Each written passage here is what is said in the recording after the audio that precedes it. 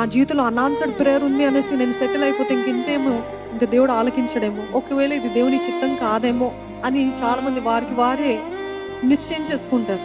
ఓహో, ఈ ప్రార్థనకి జవాబు రావట్లేదంటే ఇది దేవుని చిత్తం కాదేమో. కానీ దేవుడు వాగ్దానం ఇచ్చాడా?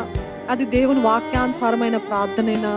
అది దేవుని చిత్తానుసారమైన ప్రార్థనే చేసినట్లయితే మీకు జవాబు రావట్లేదంటే జవాబు వచ్చేంత వరకు పోరాడుతూనే ఉండాలి. కానీ ఇంక రాదేమో, సెటిల్ అయిపోతుంది, ఇంక రాదేమో, వదులుకుందాం, ఇంక రాదేమో అని you will not settle with it. You will have to జీవితాల్లో ఒకవేళ చిత్తానుసారమైన దేవుని చిత్తానుసారమైన ప్రార్థనలు చేస్తున్నామేమో, కానీ మన జీవితంలో మొండి పట్టు లేదు, పట్టుదలతో కూడిన ప్రార్థన లేదు, గట్టిగా పట్టుకునే గుణము లేదు.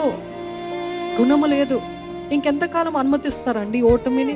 ఇంకెంతకాలము ఇంక నాకు రాదులే ప్రార్థన అని ఎంతకాలం అనుమతిస్తారు? దేవుడు అన్నాడు, మొండి పట్టు, పోరాడు, పెనుగులాడు, మొరపెట్టు, నా